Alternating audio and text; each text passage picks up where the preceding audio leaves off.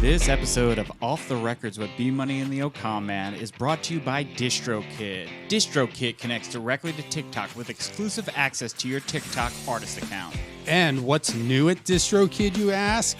Well, you can do unlimited instant mastering, distribute your music videos, and the newest greatest thing, Bandzoogle, where you can build your band's website and store in minutes. And they have an app where you can post new songs and get paid. And Off the Records listeners get 30% off at distrokid.com/VIP/tour stories. TOURSTORIES. DistroKid. Get your music out there.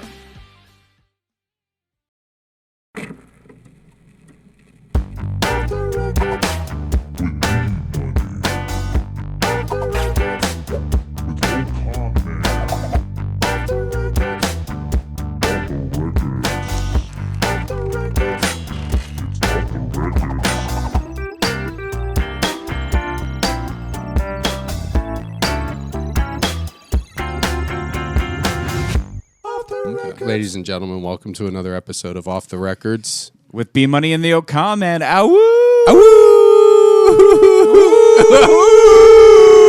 Yeah, we're back. We're back with the guest joining in. It so rarely happens.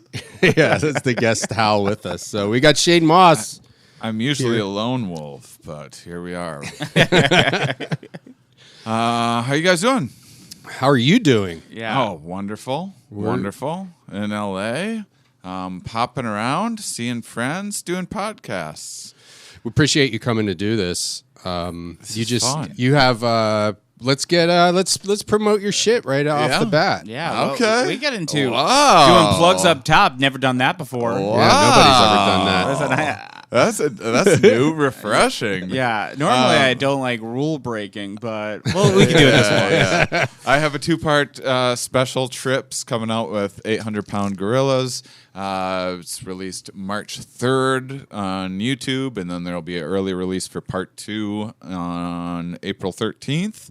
And it's a 2-part special about psychedelics that it was filmed at Meow Wolf in a 360-degree visual space. Brennan's seen my VJ working with me before, Yeah. right? And so we have like 20 different psychedelic artists, and that a VJ kind of blends all of their work together in real time to go with my material. So noobs can have a vicarious trip, and the more experienced can see Relate things to- satisfyingly articulated. Compare it to actual trips. I mean, that's like the hardest thing to do. Like in movies, when it's like, okay, we have to show this guy's on LSD, and I think Fear and Loathing did a great job did a in really the good job. bar scene there. Yeah.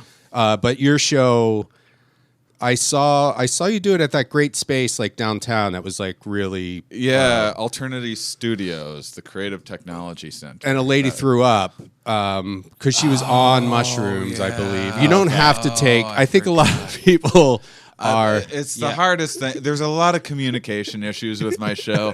I started doing psychedelic shows, and then I stopped. I did a big psychedelic tour 2016 to 17. Wanted to record it then. Ran into nothing but barriers with like trying to pitch it to industry and everything, and they're like, "No, you can't like say positive things about drugs."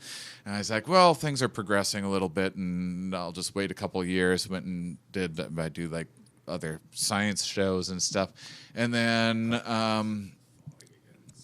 and then just an opportunity came up to add visuals and everything. But yeah, so I've been dealing with 4 ages navigating people being like, "Oh, am I supposed to eat shrooms at your show?" And I have to put like that in a frequently asked questions. And I like, I prefer that you didn't. Yeah, you could put it on the sign outside, being like, "Hey, Buster, don't be high." Like, it's too late if they're looking at that sign. There are You don't police want- officers scattered throughout the audience. Yeah. We hired some sky marshals from Alaska Airlines. that would be a cool name for like a shaman. Is like a sky marshal. And then because there's the VJ is like, he's basically like editing in real time, like kind of blending and layering things in real time. And because of that, because it like matches the material so well, I always had to make sure and explain what was going on because people wouldn't get it. People always thought either one, it was just like a movie, a preset thing that I was talking along with, right? Or two, AI was just creating everything like in the moment. Neither of which was true or would be very impressive. Yeah, and or as impressive as what we actually pulled off. You're like rushing so I'd have to to the like end of it. explain to people in the beginning of the show why the show's impressive. It's like this whole awkward thing. You need like a wavy gravy to come out on stage beforehand and like give the spiel so that it's not it's true. eating into your time. It's true. Yeah, it is great. It does create like a it's a very visual. It's very. It sounds stupid to say, but it's like very trippy. It really works. There's so you were at the Michael Strauss's place, the Alternity Studio. There's the dome inside there. So we actually have my next tour that I'm putting together. It's called Myth Understandings, about kind of the evolution of consciousness and why we gravitate toward myths and things. And we have a dome version of it built so that we can do it in planetariums and stuff. Fuck so. yeah. Oh, nice. Have you been to? There's like 200 planetariums in the country, and they're like, they're struggling. They're like, sorry. They like kind of peaked in the 70s when you would be doing like laser Zeppelin. Yeah, it like, was. Well, first it was like they were all built in like 50s, 60s. They started. They were like, oh my gosh, we get like astronomers and stuff were like we'll get to teach people about how like Orion matter moves through the universe, like all these discoveries that we've made. And, who's gonna love this is the general public. And then soon after that, they're like, oh, we better pivot, Like, put in the Pink Floyd laser light show and get the stoners involved, but because of that, it's like I haven't looked into it too much, other than I know a couple people that run some planetariums. But it's an easy. Well, we all know a few guys who run planetariums. I have a science show, so I've interviewed a bunch of scientists and had some astronomers on, an astronomer. That's I mean that would get me out to see almost anything. Like any alternative venue I will go to, and these astronomers, are they wearing like wizard robes with the cosmos on them? I don't think so. Usually it's just most planetarium things are like plug and play. So it's a really interesting dynamic to work out because you're like it's always, especially putting together this show. So with the special, I had a LED wall behind me, and then it's a 360-degree space, so projection mapping on all the walls, so you're surrounded in it. But it's interesting because the audience's attention isn't always on you in the same way. And so, like, depending on, sometimes I'd be in movie theaters doing the show, and if it was some huge screen, I would feel like I was, like, narrating visuals. And then other places there'd be like a little TV setup or something like that. And then it was just, like, a side it definitely. I saw you do it at a movie theater as well, and it was. I mean, it's still great, but it lacks the technical. So then there's ways then in a planetarium that you can like video loop yourself back on the dome and stuff, which is kind of what they do with the sphere. But yeah, like figuring out exactly how to do all of that. It's not that hard. It's just a weird thing to navigate. There's all these things that happen once you have an audience experiencing it for the first time. Like, oh, I didn't think about how they're just going to be not looking at me. That is like, which is so crazy because everyone gets into comedy specifically so people look at them. And for you to build a show where it's like, hey, like pay attention to everything else. Oh, well, I mean, like you guys, I have listened to and watched a fuckload of comedy in my life. I started watching comedy obsessively when I was like 10 years old. Yeah. And so I just, ever since doing like the late night thing, after that, I just I've just always just wanted to do just anything different, just anything that wasn't traditional comedy, and not like necessarily like trying to be weird or different for the sake of it, but just like the stuff that's still true to me. Yeah, presentation, keeping it true to like your art. Like to me, those are. I feel like we've gotten so far away from like comedy specials feeling like special.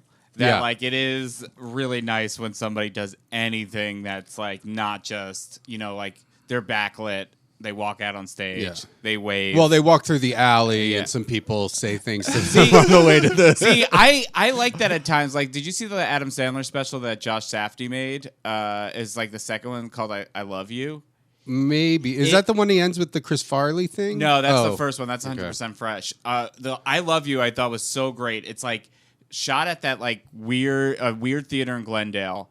He drives like a super nice car into like an alleyway. He meets freaks, like just freaks who are like trying to get his autograph. He walks in and everyone's like, this theater sucks. Like this is so bad. And he goes out onto the stage and the theater sucks. Is it the Alex? No, it's like a smaller like community theater. Okay. And the TV screen is like, I'll say 20 inches above it, and it's just on a like the malfunction thing. So he's just doing stand up, and every time he throws to a video, it doesn't work. Oh, okay. A dog runs onto the stage. It's so fun and like incredible, and everything goes wrong. But it feels like a complete like package. The idea of like the richest guy to ever hold a microphone has the most low rent special ever is incredible. That's funny. A dog runs across it. That's so funny. And you were talking about projection mapping on the wall? Yeah. I did that last night when I was looking at X-Hamster. Hey! Come on, guys. Sorry, I was a little late. Dang, we really need a soundboard. I do have one. We fucked up so bad. That would have been a great time to hit a button. Yeah, that one. Yeah, I should have jumped in earlier, but you know, it's just such a good joke. Such a good joke right off the top of my head. That's why. Wait, what's written on your palm right now? No, that's a different project thing that I have. That's not writing. That's some of the projection mapping got on my hand. Hold on. Some people like it. And you have what was the Comedy Central thing? A good trip, or what was it called? Oh yeah, the Tales from the Trip. Tales from the Trip. Yeah.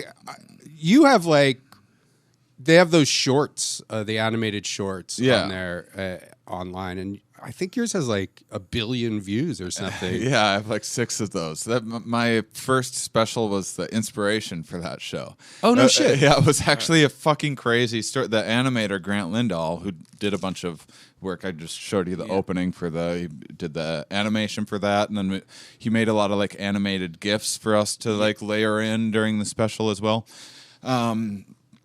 GIF or GIF or... You could I say think it's GIF, right? I think it's graphic image something. That's what it should be. It should be GIF, but I think the guy who created it, like they found him and he said GIF. Well, and then, but I think like eventually once you create something and put it out into the world, it's really up for the world to decide how.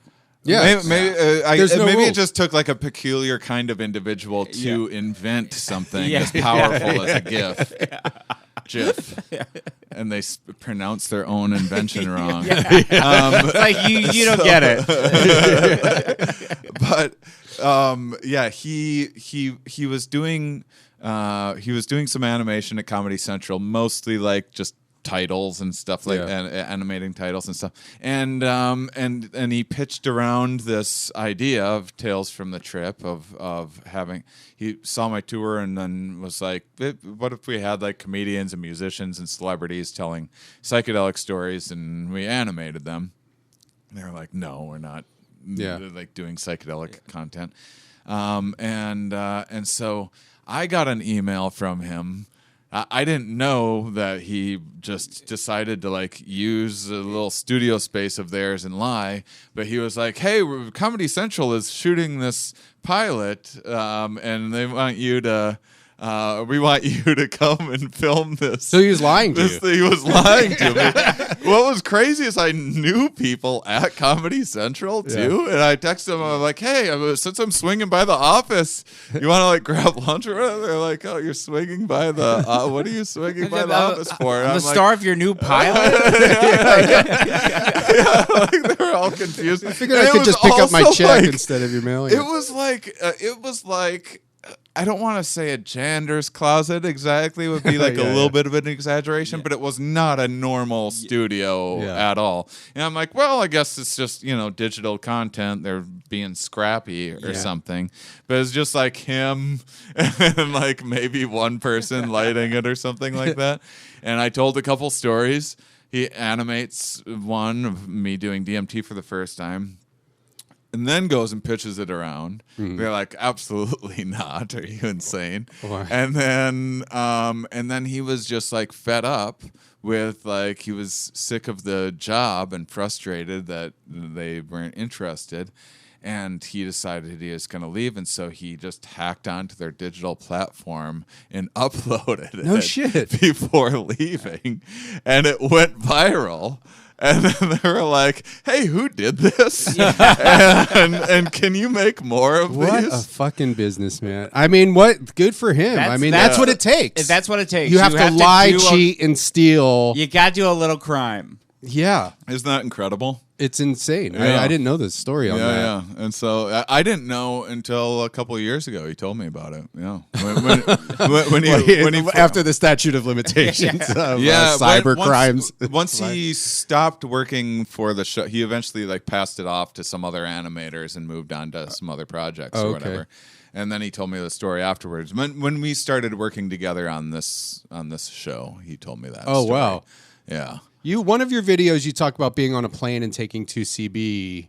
Yeah, and I believe because you say it's somebody UCB, UCB, you have a bootleg UCB, which I didn't know what it was. It was just like a mystery pill that I took. At the and time. I think I'm the one who gave it to you. No. I wasn't.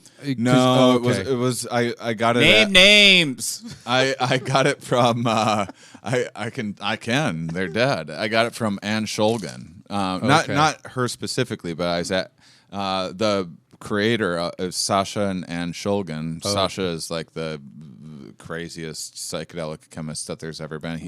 He invented about 1,000 different psychedelics. Oh boy, 200 of which he liked, and then, and 2CB and 2CI were his and his wife's two favorites. And, he made that, and so he was old. Because that's from the 50s, right? He passed away like 15 years ago or something at a pretty old age. But Anne, I met. I had Easter at her house during this psychedelic conference, and she was like 96 or 97, still very spry and witty. What is 2CB? I've never even heard of it. It's just a research chemical, basically. So this guy, Sasha Shulgin, it was Alexander Shulgin. He did the famous did drugs and changed his name thing, but he was a chemist at Dow Chemical in the 40s or 50s, and he made them some fertilizer that made them $1 gazillion, and so they just gave him his own space to do whatever he wanted to. He had an influential mescaline trip, and so he started tweaking the mescaline molecule, and then trying to figure out what psychedelics were doing to the brain, and so basically inventing new psychedelics, and then he'd test it on himself first, and then if it went well, which was like 1 in 5 times, it would go okay. Then he would give it to his wife, and then if she liked it, Then they'd invite friends over. They'd all do it on a weekend, and then they would write a science publication about it. He did eventually lose that job. But in the meantime... Then you don't start publishing. Then they would hand it to kids at school. Well, he did start... So the DEA ended up giving him a license to continue his work in a lab in his backyard, which I toured. Holy shit. And because he was then the world's leading authority on novel psychoactive substances. So something would show up in hospitals or on the street or whatever, and they were like, what is this new thing? They bring it to him, and he'd be able to him, he'll eat anything. He'd be able to tell you the chemical composition of it or whatever. But he had to stop publishing his work because anytime, if he published, everyone would just start making this thing. And sometimes his work would get out, and they would know it because, like, a country would just suddenly have a brand new drug, and they'd be like, "Someone leaked my fucking paper to this country." So he was kind of like the Willy Wonka of psychedelics. Oh, absolutely. That's and so he lived cool. into like his late 80s, early 90s. Psychedelics. Yeah. And he's a interesting dude. That is just telling me that I should be doing more psychedelics. I'm so worried about dying that I'm like, I could live to my late 80s, guaranteed. I don't always. I mean, I do a fair amount of psychedelics, but then sometimes I go long periods without it, and I just I hadn't done acid in like over a year.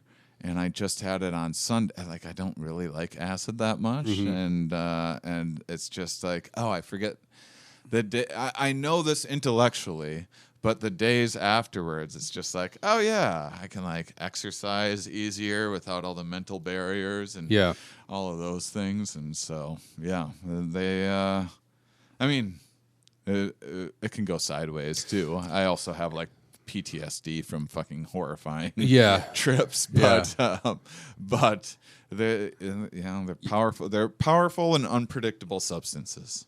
I took like a 10-year break from mushrooms because I ate way too many mushrooms and then went to Coney Island. Yeah. And like we were on the Wonder Wheel. Oh, you won the hot dog eating contest. I won the hot dog eating contest. No, we were on the Wonder Wheel and you could shake those things. So you go like back and forth on the Wonder Wheel. Yeah. And my friend was like, we could fucking flip this. And I freaked out for like a week about it. Like I'm still not quite over it. But then I took like 10 years off and then I took it and now it's just like, it's a nice time.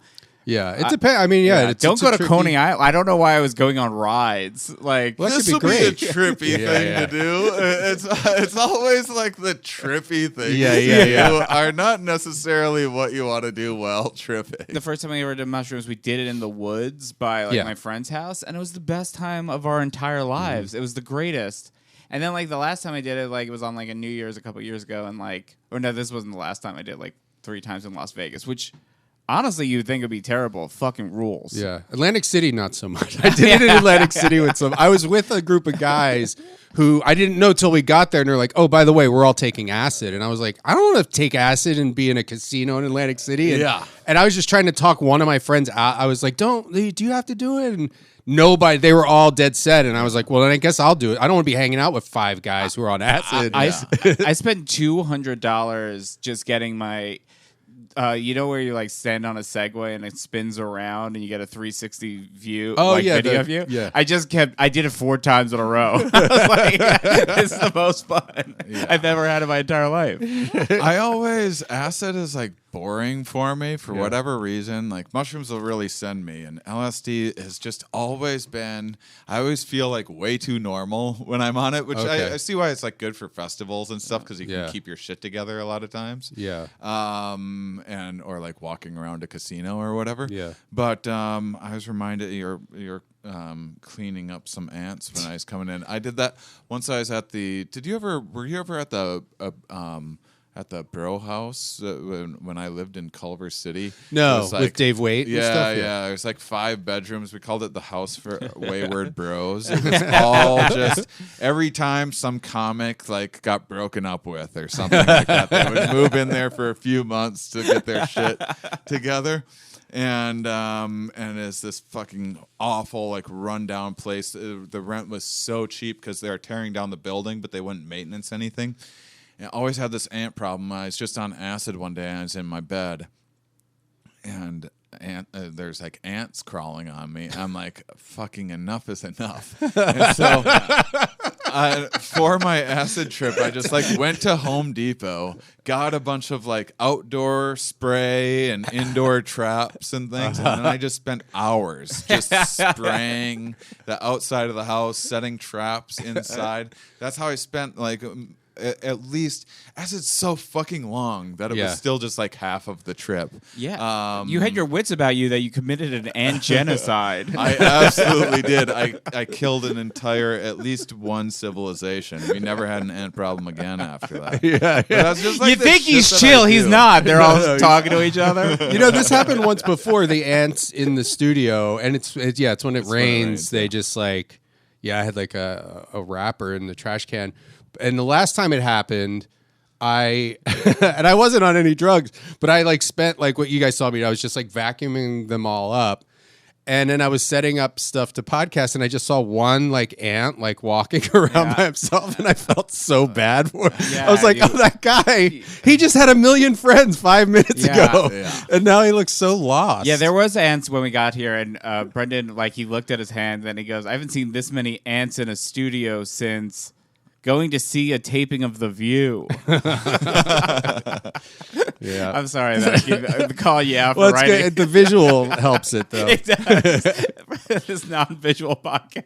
It's funny, too, that you're laying in bed covered in ants, and that's when you're like, okay, enough is enough. It's more ants than Shane. You can see, you're like, okay, that's it. Yeah.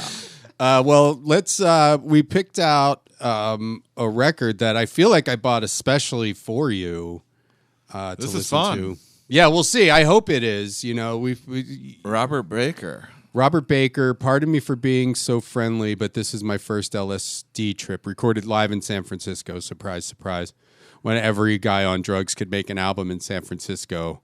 But it might be great. It might be great. There is no internet presence of this man outside of one Facebook post. A guy who collects exotic records posted this 2 years ago, and he gave a review of it, which is from 1966, remarkable for its time.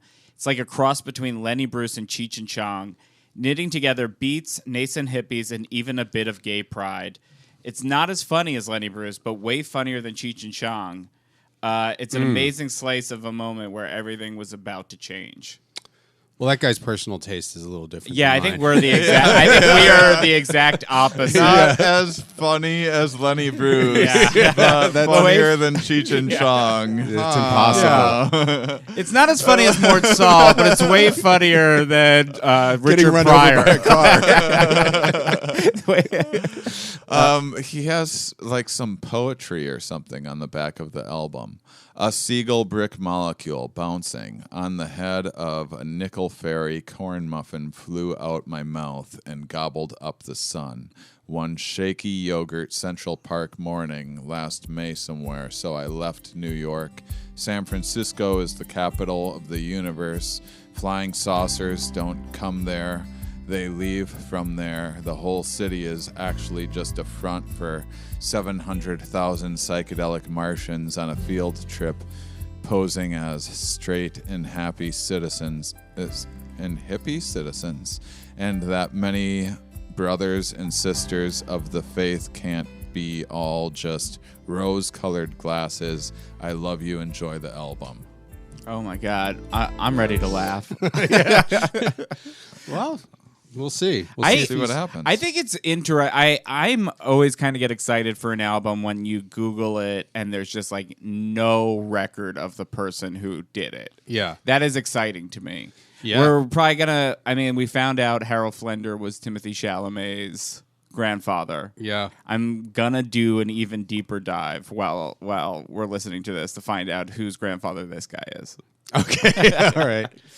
Yeah, and I don't even have to ask, but this is not available for streaming, I assume. So. It is not, but on Discogs, the last copy was sold for $5.99, but it's gone as high as 16. Let's see what I got soaked for on this. $7.99. Right in the Okay. middle. That's pretty good. Okay, yeah, let's check it out. And if you want to hear the whole album, go to the patreon.com/World Record Podcast. You can hear that. And you can also hear the unreleased Dice cassette tape. And also, please leave comments. Tell us if you think this is funnier than Lenny Bruce or Cheech and Chong. We want to know. All right, let's get into it. Is this the City Hall Recorder's office? No, it's the UC Medical Center Auditorium. Can I help you? Yes, I'd like to have my name changed. Okay, name? God. Address? Number 1, Bible Lane, Heaven. Zip code? Do you have a phone there? No, but you can try my answering service. What's that number? Just dial a prayer.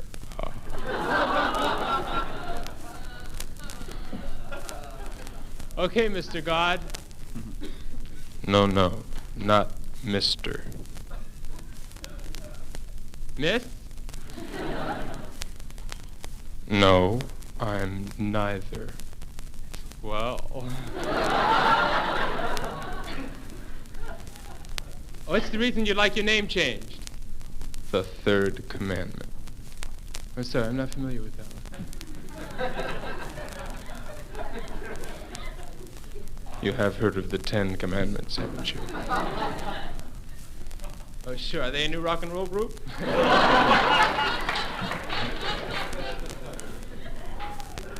Please, just change my name to Love.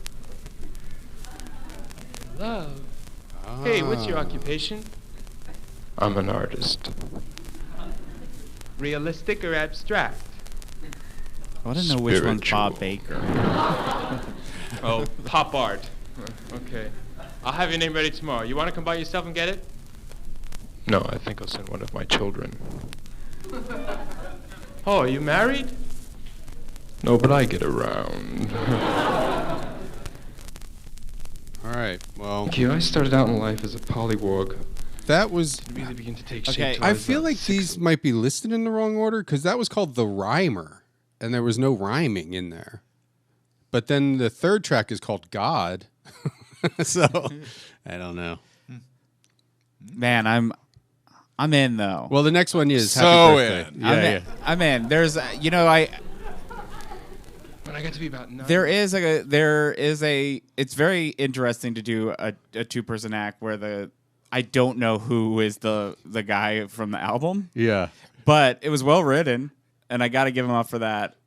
I don't love the main guy, God's voice. That's probably the guy, though. No, I think it's Robert. I think Robert Baker was the guy getting the laughs.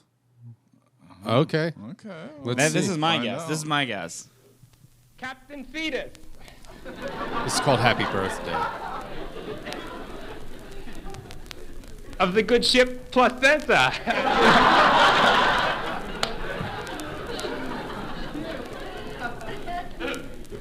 And I'd like to get out of here now. She says it's 3 o'clock in the morning. Go back to sleep. So I tossed and I turned and I kicked over the water bucket.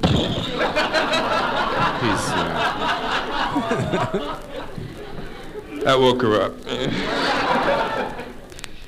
So we got to the hospital, went to the delivery room. I said, "Are you ready now?" She says, "Okay, let's go." So I began to climb out. And she says, no, not this way. He's going out her butt. He was upside down. Feet first. That ain't So it's Mom. supposed to go head That's first. upside down. That's weird. I don't want to go that way. He says, that's the way you came in. That's the way you're going out.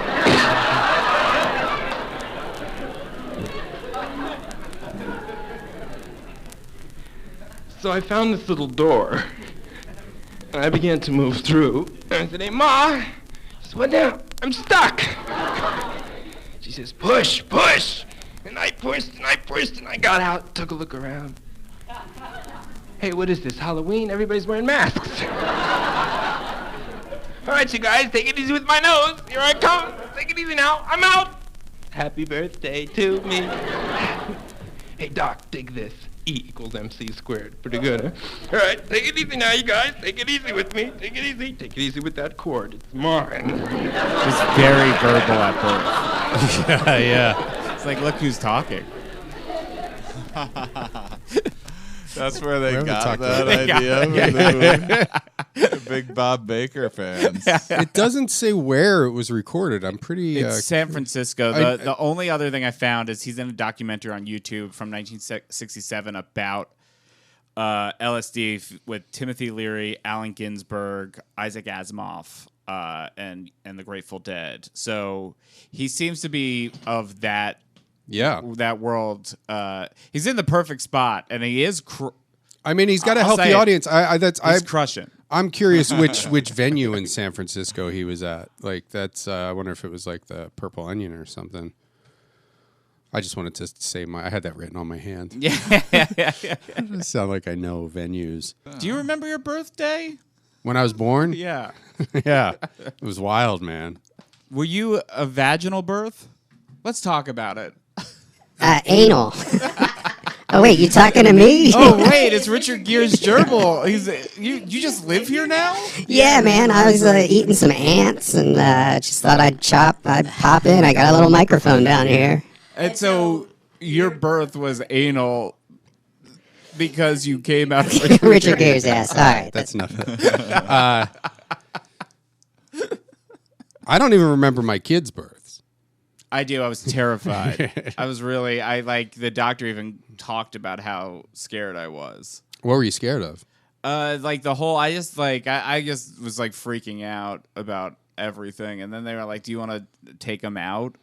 Like, pull them out? Yeah, pull them out. They didn't give me that option. They didn't give me the option to cut the cord either time. Oh, I got to cut the cord and that didn't have much give. Like you really had to do it, and I was like, I don't like this. Kind of glad, because it's like that's like an organ or something. It is. It felt weird. I didn't like it, and then she dunked on me because I didn't want to like pull it out. Like she made fun of me. What the fuck? That's your job. Yeah, yeah, right. I'm like, you have the gloves. It's like the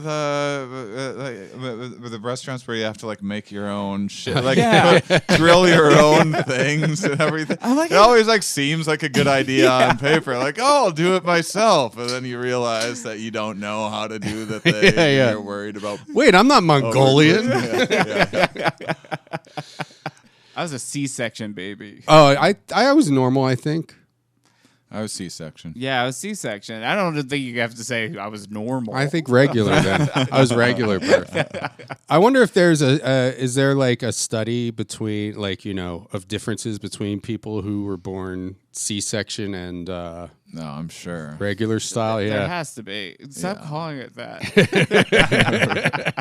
I'm getting really mad. All right. Well, do you want to? We could pick out some. Yeah, but now we know they're mislabeled, so I'm worried. How long is the thing? Why not just listen to the whole...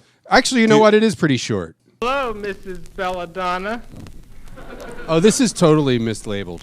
Can amphetamine come out and play today? Because that's on side 2. There's a track called Mrs. Belladonna.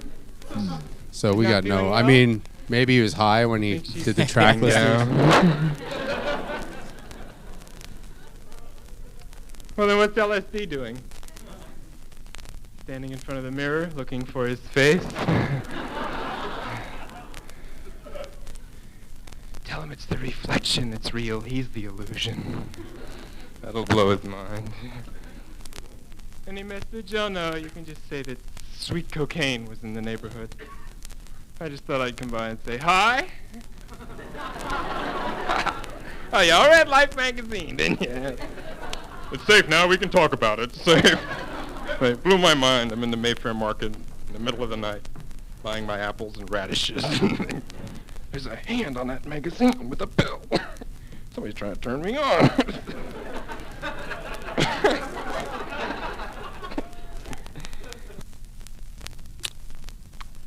little boy next door.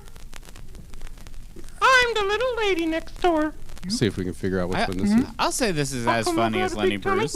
Oh yeah, yeah. That's I'm gonna have a baby. I get the comparison. He says tossed. Oh yeah. But everyone talked like that. They get all in said there? like Oh, Washington God, D.C. Like It's very. I think maybe you had to be there. Kind of your time. It's like a sketch album or something. I can't really discern. it is that like of the time where people would kind of do like one person sketches where they were kind of like doing both voices and because they had it figured out that you could just kind of like talk off the dome. But my question like you're never supposed to like try to break somebody's brain when they're on psychedelics, right? Like when he was like, tell him that he's the reflection. Oh yeah. Like, you're not supposed to do that to someone. I don't think you're supposed to. I think he was like kind of talking to himself through the drug Gotcha. or something like that. Yeah, the drug was telling him that. There was one time in college that I did mushrooms, and my roommate Mike from Northeast Philadelphia, bad guy. You don't want a guy like that. Every single person did mushrooms but him, and like he was like hanging out with his like real friends. So he came with like him and two friends when we were all like in the dark, like at like 1 a.m. And him and his two friends all had flashlights like they were cops. And it was really one of the worst experiences of my entire life.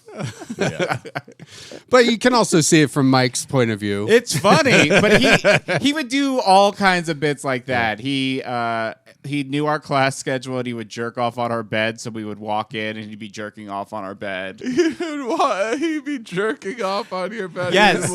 Just like he'd make sure and know when you. Oh my god! as a bit. Also, how long is he waiting there for you? Yeah, I bet you just kept getting soft, and then he would like when he hears footsteps, he starts jerking again. Or be doing it a weird way, have the vacuum cleaner on it or something, or See, that's the difference between you and him. That's why you creative. That's why you got into assault. comedy from Northeast Philadelphia, and he's a mechanic. Are we allowed to say his name? I don't care. Yeah, okay. I'll never see this guy again. He might track you down and kill you. I mean, there's always a possibility. He did jerk off on my bed, and that is ruined a crazy, trip. though. That he was sitting there waiting for it. That you have to, and you're in college, and you have to stay hard for the whole time for the bit to work. There was like four if of us. you're running behind or whatever. I'm sure there would have been times where it was like 2 hours went by and like the person didn't come back when he thought that they went got to lunch. Yeah, they did something else. The thing that like really blew my mind is that he was fully nude too. Because I'm like That's funnier to me now. And he did to me, he did to Chris King, and he did to Mike DiBiase. All of our roommates. He did it to each one of us at different times. Maybe the first time was an accident, and then he started that to be like, this is a gag that I do. I never thought of that. And then he has to stick with it. I don't want him to think I'm weird. Yeah. I don't want him to think that I jack off for pleasure. I never thought of that, and that honestly makes me respect him a little bit more than I could. But why would he have to be doing it in your bed? He would. I don't know, like that. Maybe he had a bed, right? Yeah, he had a bed. He did have a bed, but I guess like he wanted to keep his bed sacred. Right. It's only for praying and reading the Bible. I think it's like a dominance thing. It was. Yeah, he had a Caesar cut and a chipped tooth and had muscles, and he like really. God, I can picture him.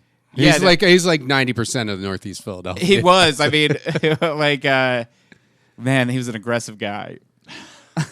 Sounds like it. And I would never stand up to him. He'd kick the shit out of me. I'm like a little or worse. Yeah.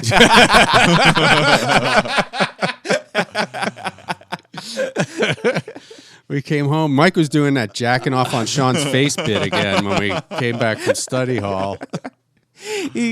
I now that I'm even remembering it, he sent me to the emergency room once. Like we were sneak drinking in the room, and then we had like a camp at like a whatever, like the building that we lived in had like a sorority house. Yeah, we lived in a sorority house. No, they were having like a fun because it was a Jesuit school. It was like a fun like religious gathering where you had to we were playing like soda pong or something. So we were so fucking drunk, and he pushed me into the door frame, and I just split my head open. And because you're drunk, you bleed more. Yeah. So I was just gushing blood, and a nurse, the nun who worked at the school, had to take me to the emergency room in Easton, Pennsylvania. I went to Penn State for a year, and one of my roommates, it was one of the nastiest things I had ever seen. We were just like roughhousing or whatever. He was like wrestling with one of my other roommates, and he had like my roommate in, some kind of like wrestling hold, like some kind of like full Nelson behind him. And the roommate put his head up really hard and hit him right in the jaw, and he bit through his tongue. Oh. He had to get stitches in his tongue. Oh boy! Oh boy! Oh boy! Oh boy! Yeah. So, all right. Well, that's another episode. Yeah. Just remember, guys. Don't horse around at college. What you should take away from this show is never talk to anyone from Pennsylvania. Yeah. All right. Let's dip back in.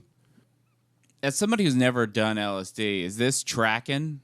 Is he is he getting to the truth of LSD? I mean, for the time, it's fine enough. Was it kind of weak? Was it weaker in the 60s? There's only been one time in history where there was consistency. There was this guy, I know him. He's out of jail now. He's in his 80s and doing he's in great shape and a fun guy, but Leonard Picard. He was this chemist who he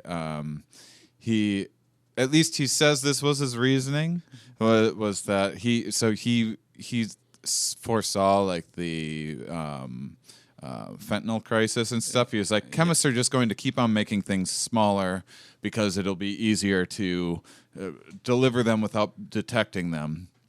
And then because you've compressed things and made them so small, it's going to be so much harder to manage. There's going to be all these overdoses and addiction and all these things. And he saw LSD as a potential tool for breaking addiction, which it is. Yeah. But he decided he wanted to get LSD out to the world.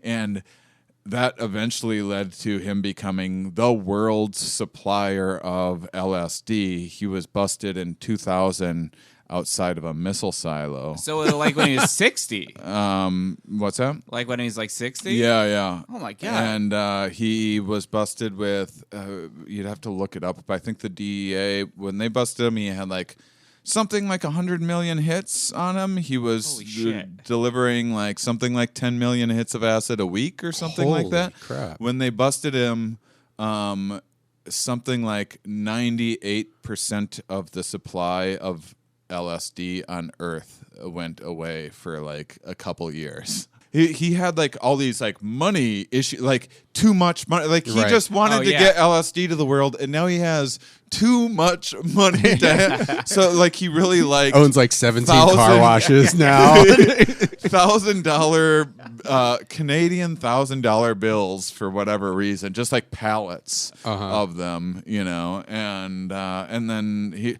he's also this very suave guy and everything, and kind of. Well, you just think that because he dosed you, and he doses everybody that comes in contact. You shake his hand, and it's coated in acid, and you're like, "Oh, this guy's magic." This guy is magic. Yeah, he's the handsomest guy. But he started going to Vegas too frequently and partying a little too hard and getting a little showy with the money and that sort of thing. Didn't really buckle down.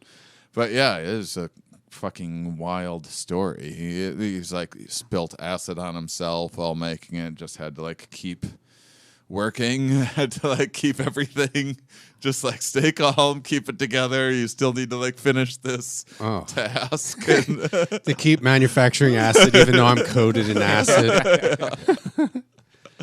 Leonard Picard is really interesting. Holy shit! And then in 2021, 22 or something like that, he's like, "I'm old and COVID," and they're trying to get people out to free up space. Oh, nice. And he got pardoned after 20 years. Then he slicked his hair back as he walked out. He put on his fingerless gloves. He's in better shape than any one of us in this room, but he's He's a fucking slick cat, dude. Let's pop some more of this on. If you want to hear the whole thing, go to the Patreon. 30-minute comedy album too. Better time. That's all you needed. Yeah, that is all you needed.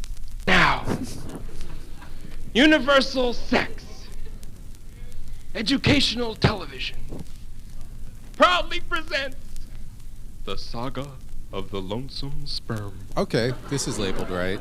Okay, now we're talking. 3 minutes, 30 seconds. Our story opens.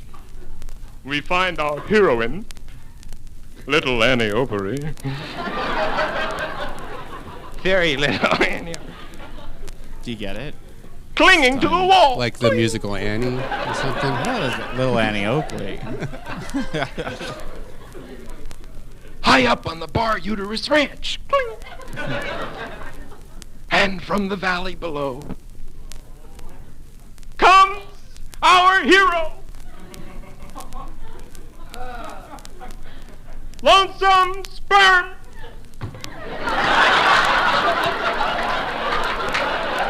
But this is a visual joke.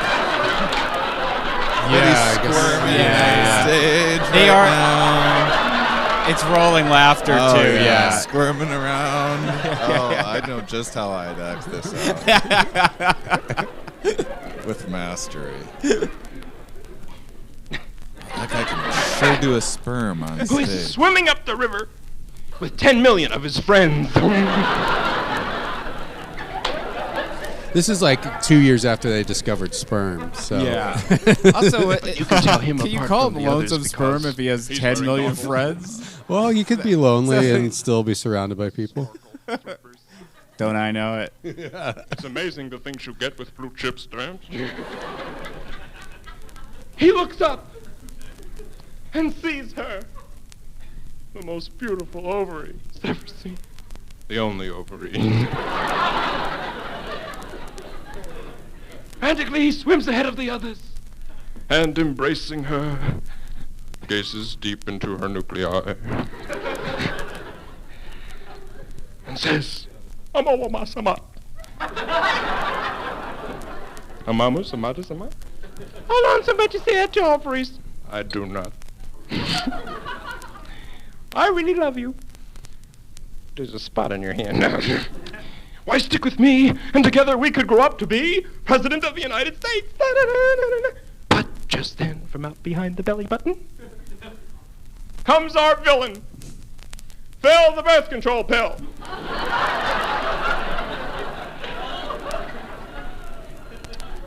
All right, you two.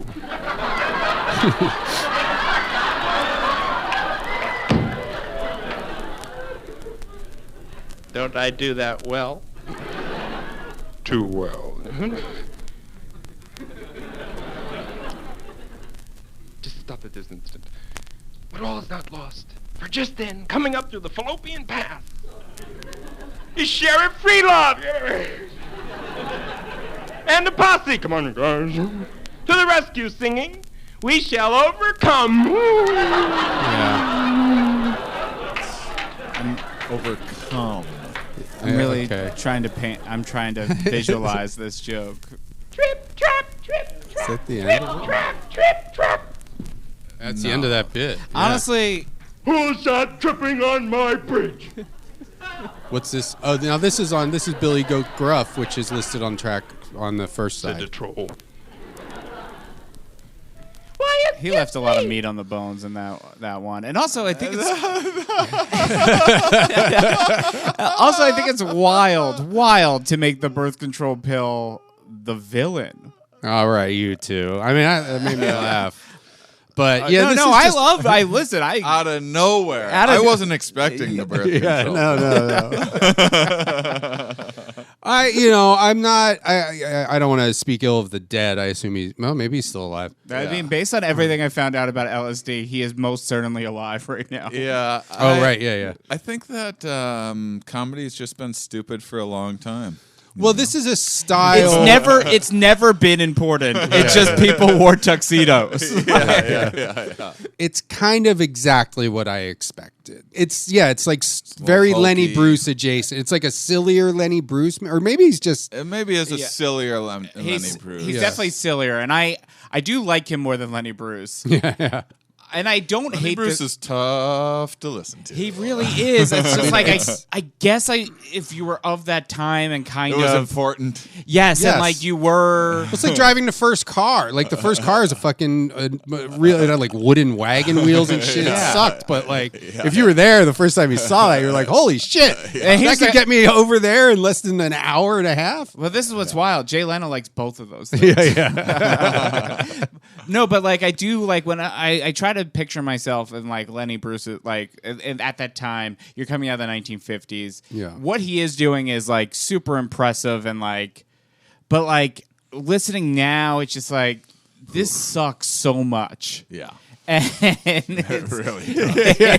It's like I just remember because I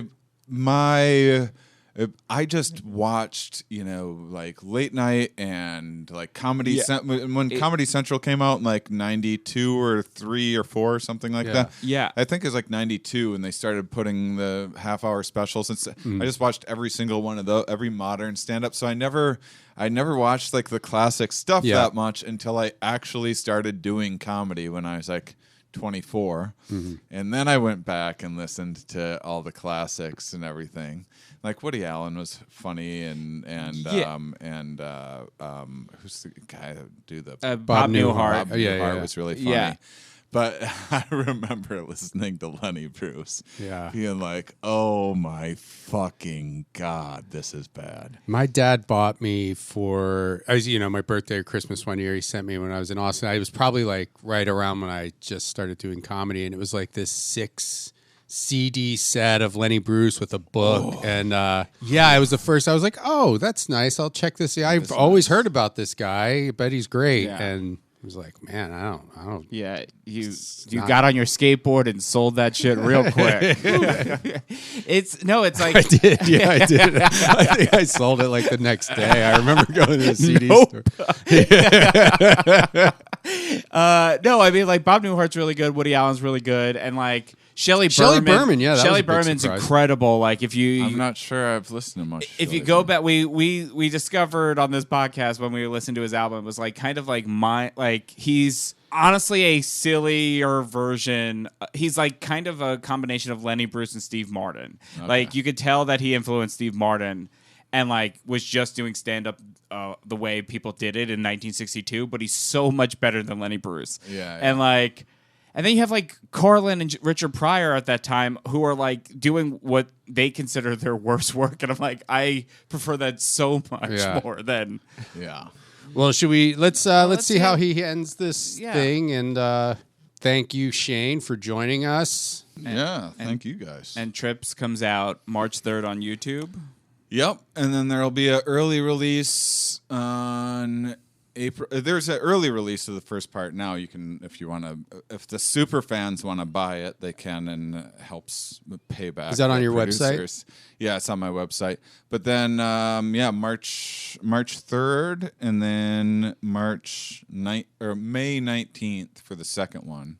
But yeah, all that's on my website. ShaneMauss.com. Yep, Mauss. This closing bit is 5 minutes long. We could do it. Okay, yeah. We could do it. And it's called, assuming it's labeled correctly, which it looks like it is, "'Twas the Night Before the Acid Test." Oh, okay. So I guess it's going to be like... let's see, I don't know. Like that thing. 'Twas the night before Christmas. Probably, yeah. What are and those? The acid test was a famous thing where you would have to take like 100 hits of acid or something like that as like part of an initiation. Oh, no shit? Was that like a Ken Kesey? Was that all that stuff? Well, and that wouldn't kill you? No. No amount of acid would kill you. Really? No. Well, I mean, not directly, but you might do something that results in your death. So, fatal behavioral change. this actually seems like a good test group. So my health teacher, when I was a sophomore in high school, talked about like a guy who thought he was like a thing of orange juice. What? Yeah. That's not real, right? That's a famous anecdote of someone like doing too much acid and believing that they're orange juice with a paralyzing fear of being tipped over. Yeah. Is that fake? I mean, it could happen, I guess. Certainly, like I've experienced crazier things than feeling like you're a glass of orange juice. It does. He said it was. Sounds chill for. He said it was permanent. Permanent. No. Okay. I mean, it can cause permanent. Suck my dick, Mr. Morgan. I'm gonna take acid. Don't say that to a gym teacher. He might take you up on it. I'll be honest, it worked on me up until right now. Like I've never had the courage to ask if that was real or not. Yeah. he's not a glass of orange juice forever. All right, let's play this last track. 'Twas the night before the acid test. And all through the house, not a molecule was stirring. Not even a cockroach, nothing. The stockings were hung by the chimney with care, in hopes that Santa Hippie soon would be there. The pranksters were nestled all snug in their beds, while visions of sugar cubes danced in their heads. My chick in her nightie, me in my cap, had just settled down for a long nap. When out in the street there arose such a clatter, clatter, clatter, clatter. I jumped from the bed to see what was the matter. Away to the window I flew like a flash, after checking the door and hiding the stash.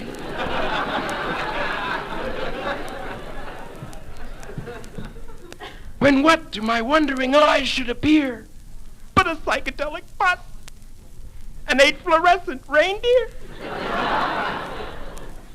The lively old driver was so spry and flippy, I knew in a minute it had to be hippie.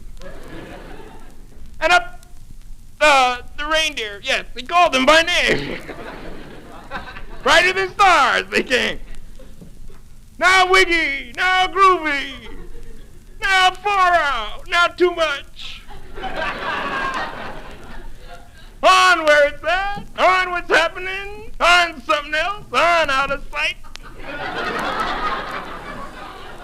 Okay. Yeah, I probably would have got old something stoned else red last, nose but reindeer. that was fun. I also like the first one's name was Wiggy. And up to the rooftops, the reindeer they flew. We're halfway With the through. bus, the colors, and Santa Hippie too. As I held on to my head, it began turning around. And that don't necessarily mean my body was. Everybody in the Down audience the is like, chimney we know came it. hippie We've with a all thump done in the drugs. mouth. Yeah, it doesn't feel that way. Like It's like a maps, like the things you go to. It's Costume like this was is shiny. Even the ashes. this audience is specifically like A bundle this of guy toys talks about he had acid. flung We've on all his done back. it. And he looked like I bet- Ben Kesey. why aren't you laughing, Mark?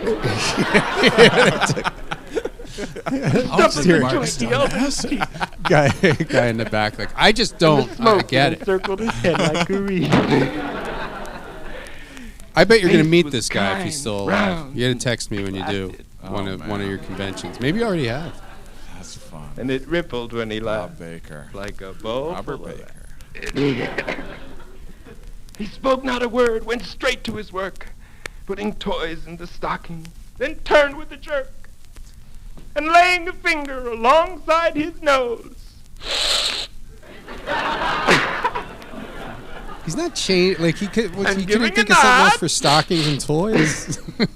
Up the chimney he rode. He's keeping a little too much of the original material. I've actually been Now he's stuck on doing Santa cocaine. Hippie since the very beginning. Yeah, it was the wrong way to say it. Yeah. And In a way, they all you say hippie Santa. Yeah, Hippie Santa, if anything. I was also And I thinking of heard Santa Foz. like fluorescent, like you kind of shorten it, like. I mean, it's this is like a lot of classic joke structure. It's a familiar thing put in like a.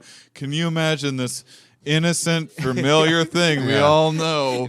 Combined with this wild situation, and LSD was timely at the. What year was this again? 1962, I believe. Ooh. Oh, this is cutting edge. Yeah, this is cutting edge. This is before the movement. Yeah. Really. I mean, and this is really like that. You're 100% right. This is very like Jon Stewart and Half Baked, and being like, you ever hear "'Twas the Night Before Christmas" on weed? Well, Robert Baker, props. We salute you. Yeah. Now everybody Holy knows who you are. shit. Yeah, So if you are that was 64 years ago he made that? Yeah. Holy shit. That guy's got to be dead. He can't be alive, He probably isn't. But if he could have been 20 when he did it, you know? He wasn't 20. Yeah. I don't know. I mean, a 20-year-old in 1962 is like a 38-year-old today. True. Well, listen, if you are related to Robert Baker, reach out. Reach out to us. Off the records pod at gmail.com. That's right. And watch Shane's special and Sean's Strip Law, Netflix, streaming now. Thanks for listening to another episode of Off the Records with B Money and No Comment. Ow. Ow, ow, ow, ow, ow, ow, ow, ow, ow, ow.